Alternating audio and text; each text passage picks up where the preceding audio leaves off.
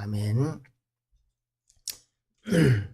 이제 안디옥 교회는 이제 수리아 안디옥에 이제 이방인들로 이루어진 교회라고 이렇게 할 수 있습니다. 이방인들이 섞여 있는 교회. 유대인들도 물론 있었지만 그렇지만 이방인 헬라인들도 섞여 있는 교회였는데, 이 교회가 이렇게 유명한 이유가 뭐냐 하면 최초로 선교사를 파송한 교회이기 때문에 그렇습니다. 예루살렘 교회가 핍박당할 때에 예루살렘 교회의 성도들은 그 핍박 때문에 이제 흩어진 일이 있었습니다. 그들은 흩어져서 가는 곳마다 교회를 세우고 복음을 전했었습니다. 그런데 그들은 보냄을 받은 것이 아니라 그들 스스로 다니면서 복음을 전했던 것이죠. 그런데 지금 안디옥 교회는 어떠냐 하면 교회의 선지자들과 교사들이 있으니 라고 하면서 바나바와 사울을 따로 세워 기도하고 두 사람에게 안수하여 파송하는 이런 일을 하고 있습니다. 기도하는 교회, 모이는 교회, 복음을 선포하는 교회. 이 교회에는 일꾼들이 참 많았습니다. 일꾼들이 이제 니게르라 하는 시므온과 그러니까 바나바부터 시작해서 바나바와 니게르라 하는 시므온과 구레네 사람 루기오와 분봉왕 헤롯의 젖동생 마나엔과 및 사울이라. 사울은 그러니까 여기서는 제일 마지막에 이름이 등장합니다. 여기서 바나바는 제일 먼저 등장하고 사울은 제일 나중에 등장하는데 아마 사울이 제일 나중에 믿었기 때문이었지 않나, 그렇게 생각할 수 있을 것 같습니다.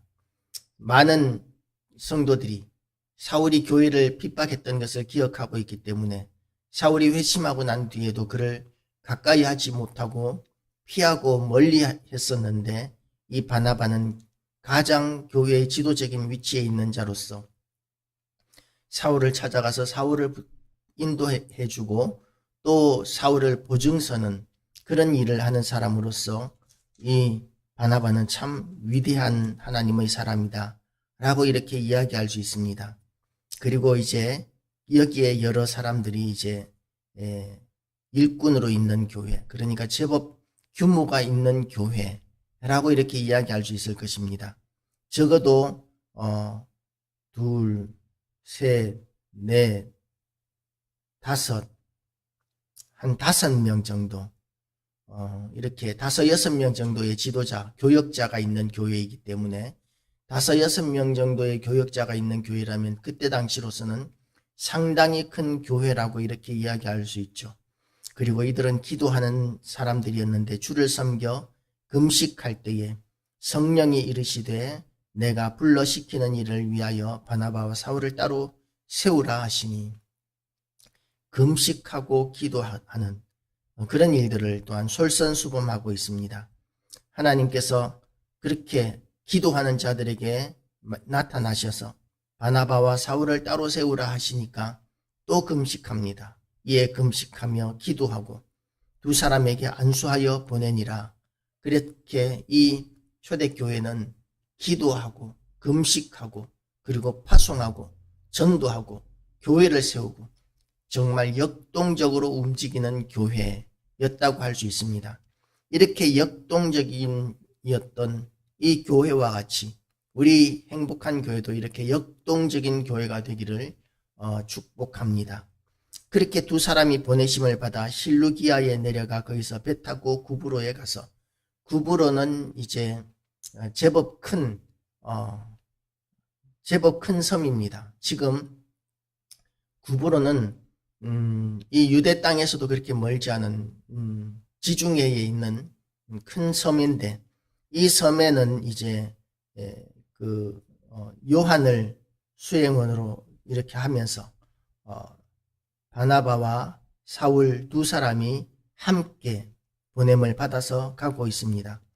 그러니까 지금 안디옥 교회에서 누구를 선교사로 파송하고 있느냐 하면, 교회에서 이제 부목사라든지 이렇게 제일 교회에서 이제 역할이 없는 사람을 보내는 것이 아니라 가장 중요한 역할을 하고 있는 사람을 먼저 선택을 합니다. 그래서 이렇게 바나바를 선택하고 또한 바나바가 인도했던 사울을 선택하고 그리고 이제 이렇게 마가 요한을 이렇게 수행원으로 데리고 가는 거죠.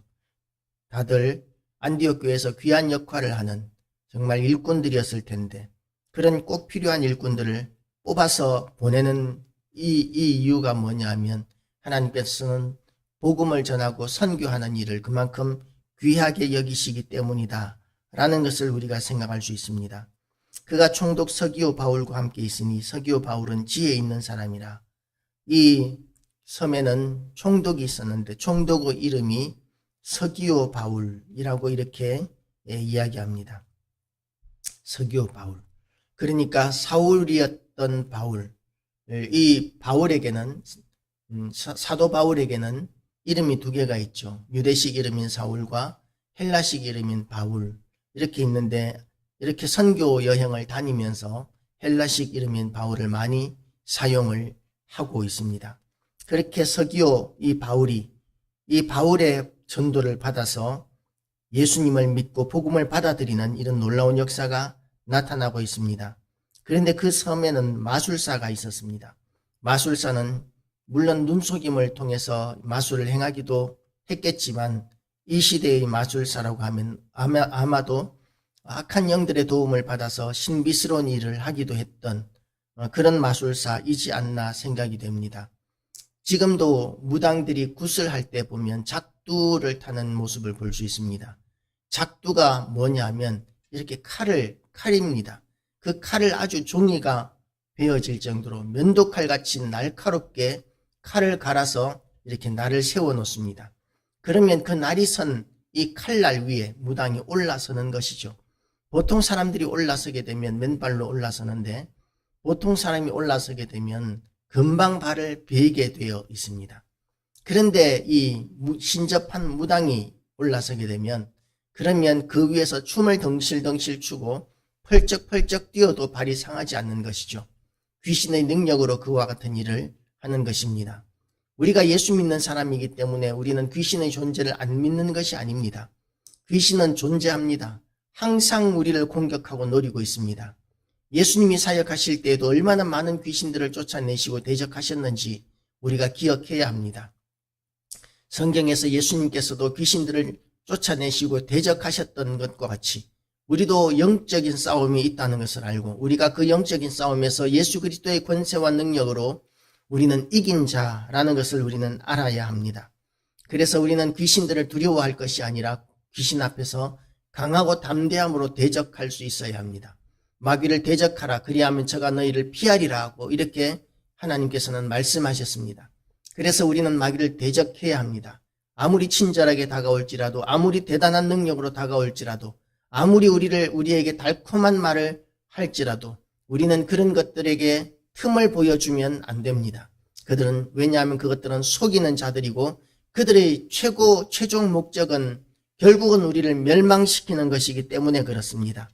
그래서 마귀는 대적해야 하는데 마술사는 이와 같이 악한 영들의 영역에 속해 있는 자이기 때문에 이 악한 자는 또한 이 악한 행동들을 하게 되는데 예수 믿는 사람을 못 믿게 하고 복음을 전하는 것을 방해하는 일을 하고 있는 것이죠.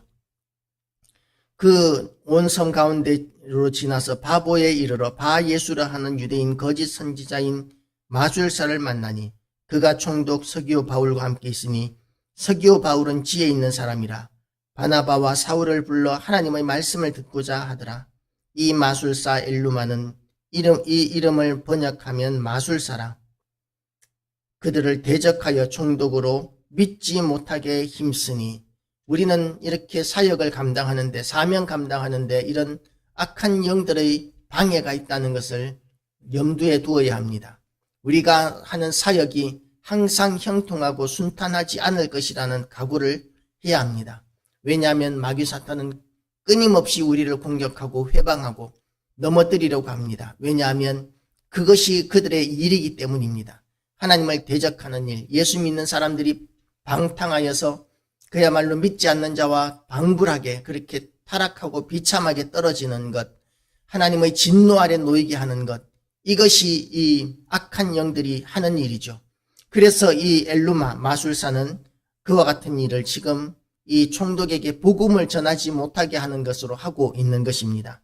그래서 이 바울이라고 하는 사울이 성령이 충만하여 그를 주목하고 이르되 모든 거짓과 악행이 가득한 자요. 지금 바울은 이 악한 마술사, 악한 영에 속한 사람을 대적하고 있습니다. 모든 거짓과 악행이 가득한 자요. 마귀의 자식이요. 모든 의의 원수요. 주의 바른 길을 굽게 하기를 그치지 아니하겠느냐. 보라 이제 주의 손이 내 위에 있으니 내가 맹인이 되어 얼마 동안 해를 보지 못하리라 하니 즉시 안개와 어둠이 그를 덮어 인도할 사람을 두루 구하는지라. 하나님께서는 이런 방해조차도 이렇게 역사하셔서 결국은 복음을 전하는 계기가 되게 하시고 기회가 되게 하십니다. 우리에게 방해가 없는 완벽하게 복음을 전하기에 좋은 시대는 역사상 단 한 번도 없었습니다. 그런데 이렇게 단 한 번도 없었던 그런 교회를 대적하는 이들이 없는 시대가 계속되고 있지만, 그러나 복음은 언제나 승리했었고 복음은 언제나 전해졌었고, 그리고 수많은 교회들은 계속해서 세워지게 되고 수많은 사람들이 이렇게 예수 믿게 되는 이런 일들은 역사를 타고서 계속해서 이어져 나왔다는 것을 우리는 인식해야 합니다.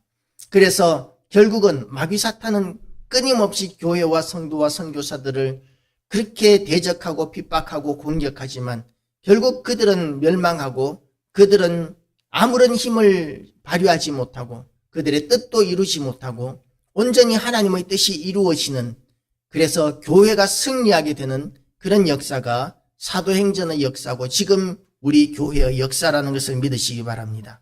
이에 총독이 그렇게 된 것을 보고 믿으며 주의 가르치심을 놀랍게 여기니라. 주의 가르치심을 놀랍게 여기니라. 이렇게 복음을 받아들이는 역사가 이제 시작됩니다. 처음에는 가는 곳마다 흩어져 있던 유대인들에게만 복음을 전하던 사람들이 이제는 가는 곳마다 누구에게든지 기회만 닿으면 복음을 전하는, 그러니까 울타리가 점점 더 이제 열려지고 이 문이, 선교의 문이 점점 더 커지고 열려지는, 바운더리가 점점 넓어지는 이런 역사가 지금 사도행전 가운데 나타나고 있습니다. 우리도 시작은 미약하지만 그러나 하나님께서 우리를 통하여 위대한 일을 하실 것이고 우리 때문에 수많은 사람들이 이제 예수님을 믿고 구원 얻는 역사가 나타나게 될 것입니다. 이와 같은 하나님께서 바울을 쓰시고 바나바를 쓰셨던 것과 같이 이렇게 하나님께서 우리도 귀하게 쓰실 수 있도록 우리가 자원하고 헌신하는 우리 모든 교회와 성도들 되시기를 주님의 이름으로 축복합니다. 기도하시겠습니다.